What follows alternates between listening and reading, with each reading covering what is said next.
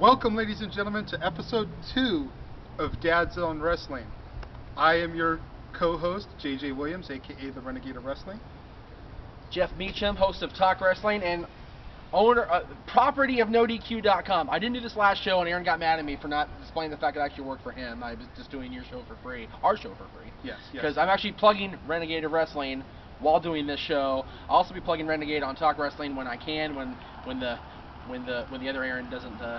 When the higher-ups don't bark. When the higher-ups don't bark at me. Thank you very much. Anyway. Aaron, we're not trying to steal him from you here. Good friends for many years. No. You know, so. Almost as long as I've known you, actually, Rick. Yeah. When we started doing XMV, about 6 months later, I met this guy. So you know. He's just on loan. We've kind of been talking about doing a show together for years. Bob's Big Boy, after SummerSlam, was kind of like my official debut. The pitch, if you interacting will. with him. Yes. And it's just kind of spawned off since then. So. But we don't talk about Bob anymore. Yeah. I apologize, Aaron, not stealing him. NoDQ.com, your only source for wrestling news and rumors. That's right. The only. Anyways. There was great TNA coverage of the show that we talked about on the first show. So, yes. But we're going to switch gears now. Get into the state of the WWE address, if you will. There's The Miz and there's everything else. Let's move on. No. Just like there's a lots of pros and cons about TNA. Yes, there really are. We did. That's true. I know you don't usually get a lot into TNA detail on your normal show, Jeff. I don't, and the reason for that is, you know, people seem to have had the impression that Aaron and I despise TNA and we don't cover TNA properly and blah blah blah. Well, maybe he does, but you know, Aaron didn't like a lot of things. I still do my show anyway, so. The truth is, TNA doesn't do enough. Oh my God, stuff. This is very true, and that's where to make us jump out of our seats.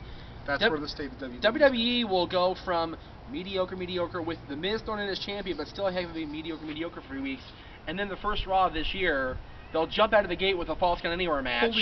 Holy crap! And even with A-Ride's involvement, yes, Miz had to cheat to win. He's a heel. Where did it? We had a whole hour discussion about this at the house earlier. Yeah. Before taping. Yeah, before taping, we did this discussion. So we're going to try not to get into that too much. We're trying to get too much, because if we go an hour, we'll be like doing 5 shows at once here. Yeah. Flair did it. Hollywood Hogan did it. You know, all the Triple H and Evolution. Triple H in the game. Get over Miz using Alex Riley to help him win. And the bottom line is, if you're a good heel, you've got an insurance plan. Miz is named Alex Riley. That's bottom line. Yeah, and at the end of the day, that match itself, Morrison neutralized the plan halfway through the match. More than halfway. It's like a quarter of the way. Yeah, listen to that. Yeah, he sent Riley's teeth to the back before Riley got there. This is very true. Boom! Which talking about Miz is good, because the first thing that we wanted to discuss about were the champions, and I think we kind of spent enough time on the Miz. Right. I'm sure in future shows, if they haven't already grasped from you on Talk Wrestling how big of a Miz fan you are, you'll definitely grasp from me. I'm a huge Miz fan too. I am a Misfit and proud of it. Card carrying. Yes, not Misfits in action like the corporate WCW. No. We are true Misfits. Yeah, exactly. Yeah, okay. I was a Misfit when he was jobbing in UPW to Diamond Dallas Page. This is very true. Okay? This is very true. I like We thought he should have won Tough Enough. Okay? Keep in mind, the runner-up is who you still know. Yeah, exactly. Daniel Pewter, of course. But, you know, nobody remembers that because he went to MMA and then he sucked. The way I remember Pewter is I think of Lois Griffin's pre-married name, Pewter Schmidt. Pewter Schmidt. Very good, yes. So he's Daniel Pewter Schmidt.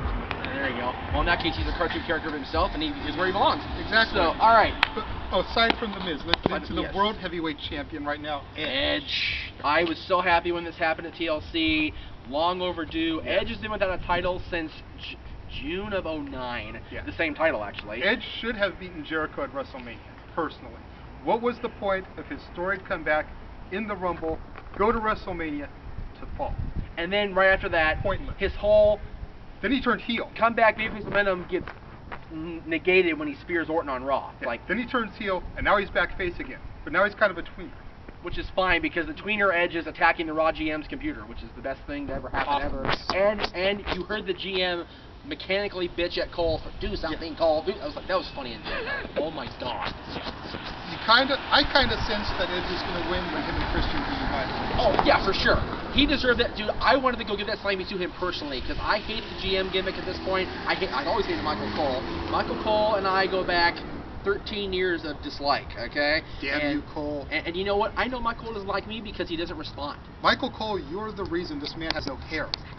I have a 2-year-old son, and I watch Michael Cole. Instant boldness, right there. Aside from I'm gonna Edge, get up and get Cole. Anyway, from Edge, let's move to the United States champion, Daniel Bryan. another one I'm happy with. I've been Yes. happy with this since it happened. We like The Miz, but Bryan, I refuse to call him Daniel Bryan. I don't Me care. too. Bryan Danielson, for those of you in WWE that can't figure out that we still know him by his real name. Like he said in that promo when he got eliminated from NXT. I've been looking online, and all I see of Daniel Bryan is this guy from NXT, but I saw this one guy named Bryan Danielson, and he used to kick some ass. Yeah, and the problem is when they brought him back, he was still Daniel Bryan. And it's like when he came out at SummerSlam, I was waiting for him to say Bryan Danielson. They went Daniel Bryan. I went, oh. Really, they failed. They had a huge corner turn there for Bryan to go back to being himself. Yeah, because Daniel Bryan is a great U.S. champion. He's the American Dragon. He's the American Dragon, but he comes out smiling, accompanied by the Bella Twins. Now, Bastard. Lucky bastard, by the way. But Bryan Danielson would come out, give a little smile to the crowd, take off the robe. When the bell rang, it was on like Donkey Kong. Over. Serious. 2 minutes to cattle mutilation right there. It was over. Which, seriously, Bryan, if you see this, bring it back at me. Please bring it back. I want to see the cattle mutilation at WrestleMania. Do it on Cole, please. Please do it on That's Michael what you Cole. should have done in the first place. Instead of choking him out with his tie, You should have put it in done cattle mutilation. Yes. Just grab my this and start just and then put the cattle mutilation on it. That should have been it right there. Cole would have been finished. Screw Justin Roberts. He's cannon fodder. Michael Cole was the target. Should have been. Kofi Kingston, the new Intercontinental Champion. As of, was it last week? Yeah. Last week. Awesome. I love Kofi. I don't like that Dolph lost the Intercontinental title, but I do like he's #1 contender of the world title. Yes. Because I've liked Dolph. He's not one of those guys where he was in the same category as Miz, where very few liked him in my circle, but like everybody at your house liked him. Everybody loves Dolph at your house. And honestly, I kind of first noticed Dolph when he was Kerwin White's bitch. Yeah. Yeah, y'all forget that was him, huh? Yeah, and then I noticed him then. And then of course the Spirit Squad. And then there was the Spirit Squad with Nikki! Yeah. Whatever. But the problem with the Spirit Squad is only Kenny got the huge rub off of that, and he went on to single star. But anybody that's watched the industry could tell that Nikki and Kenny were the two with the most talent. Oh yeah. Kenny got the immediate push because he was the son of a referee. Exactly. That's right. Nikki got sent back to OVW and FCW for repackaging, In the crate, which no then less. became Dolph Ziggler. Right. And when he came back from FCW as Dolph Ziggler with the handshake, I was going, this is hokey. This is stupid. But it caught on and it made people notice him. It did.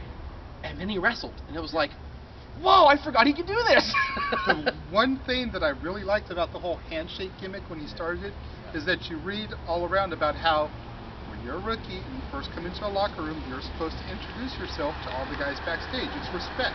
To this The day. fact that they brought that tradition to television, I marked out for that huge. Right.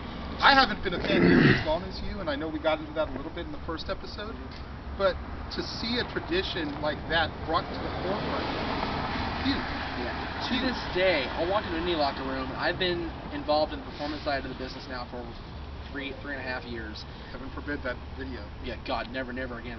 I walk into a locker room. I don't care if it's Adam Pearce or if it's, Brandon Parker. Or if it's GQ Money's student. Yeah. I'll shake his hand. You know why? Exactly. Because they're in love with me. Exactly. I'm this bitty little, at the time, promoter guy. Right, now right, I'm a manager or whatever you want to call me now. I walk in, I show respect. That's the way it is. And Dolph did that, and it got him noticed. And from there, he stepped into the ring, and the song was "I Am Perfection." He had Kurt's haircut. He was Mr. Perfect reincarnated. Yeah. The bad part was bringing Vicky in, but You know what? All bull aside, I love Vicky Guerrero. I love Vicky Guerrero. We're supposed to hate her inside the ring, but after personally getting to talk to her one-on-one like I did back at SummerSlam, I can't hate her anymore. That's not what you said in rehearsal. I really can't. You're going against rehearsal too. Sorry. I'm sorry. I knew that you would probably balk at this a little bit, so I had to keep it from your side. I love Vicky. Anyway. You're a Cougar, Vicky. Tag team titles. Santino and Kozlov just completely killed the tag division, in my opinion. You had a strong team, Heath Slater and Justin Gabriel. Okay, yeah, even before that. Yeah. Prior to that, you had the Heart. Well, prior to that was Otunga and Cena for a cup of coffee, I don't and count that was stupid. But before that was the Hearts. Before that was, Cody and Drew. Yeah. Before that was the Hearts. So the Hearts were the last great tag team to hold the titles, and I'd argue you on Cody and Drew. Even though they were kind of thrown together at the last minute, I love Drew McIntyre. I love them both. They were, but for future world champion. You heard it here first.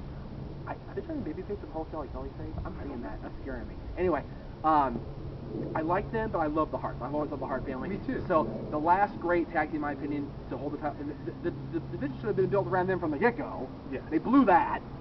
At the beginning of this year, like, oh, here's your token championship. It's like, well, you know, the WWE has not focused on the tag team division since the glory days of the Hardys, Edge and Christian, the Acolytes, the Dudleys, right? Since all that, you know, you've had solid teams come through, and they get overlooked. Prime time. One of the only teams that I can remember to become #1 contenders and never get a title. Prime time. You know what? I think they finally did on a random episode. Are a strong team. Okay, the Usos beat the tag champions a week and a half ago, whatever it was, and then Santino and Tamina double Cobra jobbed them. Like that's just over right there. Yeah. That's instant kill. And then you get the Divas division, which is picking up. Yes, Natalya is finally the Divas champion. As of Survivor. She should have been the first ever Divas champion, but Shawn Michaels. A certain toothpick who's blowing the Undertaker got that privilege. I wasn't gonna say. I'm trying to be PC, but okay, that works. You know. This is a non-PG show, Jeff. No, PC, not PG. Oh, okay. I didn't say P. Trust me. Okay. Last thing I am is P fucking G. Okay. Anyway, then you have. But it's about time she finally got her title. Exactly. Then you have Gail working again finally. You have Melina being pushed again. What is the deal with them portraying Gail as an Asian prostitute? I'm just curious about that. I don't know, but the photo shoot on WWE.com is hot. So hey, don't get me wrong. I'll take hot pictures of divas any day of the week, but the way they've been dressing her on TV isn't Gail Kim. Maybe they'll fix it in the coming weeks. It's $2 Asian whore. We love you long time. That's what I'm waiting for her to say. I'm waiting for her to come out, cut a promo, and say we love you long time. We got Castillo for 5. Yeah, at least 5. TNA should worth 10, but WWE got the bag. Dixie. Beth. Failure. Beth is back on doing her thing, and oh my God, they signed Kong. I mean the mediocre code, because we know WWE's going to screw it. If they screw it up, I will rape Vince of his balls. I will rip them off and feed them to him forcibly. I promise I will. Because Kong is the best thing that's going to happen in this division if they do it right. Yeah. You know, I mean, I'm curious right now to see Tamina actually in the ring challenging for the strap. She's been arm candy, first for the Usos, now for Santino. Right. Tamina and Natalya have had their feud. Yeah. I'd like to see them step the game up and make it for the title. That'd be cool. We'll see what happens. What would you like to see in the WWE in the next 3 months, Joe? We had a lot more we were going to talk about, but time's ticking. YouTube limits are I a see you, bitch. cameraman. I see you, cameraman. We can see you, cameraman. That's right. You'll tick me down back there. All right. What do you want to see in the next 3 months? I want to see more improvement. I want to see more of the way they've been trending. I want to see The Miz be champion till at least through Chamber, if not till Mania. Hell. Yeah. I want to see Daniel Bryan be the U.S. champion for indefinite. Let him retire with the belt for all I care. He's a great. I wouldn't say that far because they will never get a world title. But at least for the time being, I'd like to see Daniel Bryan have an RVD-esque title reign. Have him retire the belt, not retire with the. There you go. Whatever. Let a decent tag team win the belts, please. Get it off the Cobra Swingers, please. And keep pushing this young talent like you're doing. You're finally hearing what our fans want and bringing talent to the next level. Yes. Started with Sheamus, now it's Miz. You've got Morrison getting title shots. You've got Dolph Ziggler's the #1 contender. Bring up the new talent. Your current product is stale. Stop banking on guys that are always getting injured. Those 11 guys they put on WWE.com, the 11 to watch and 11, push them! Please. Okay. For right now, I'm the Renegade of Wrestling, JJ Williams. I'm Mr. TW, Jeff Meacham. We'll see you next time.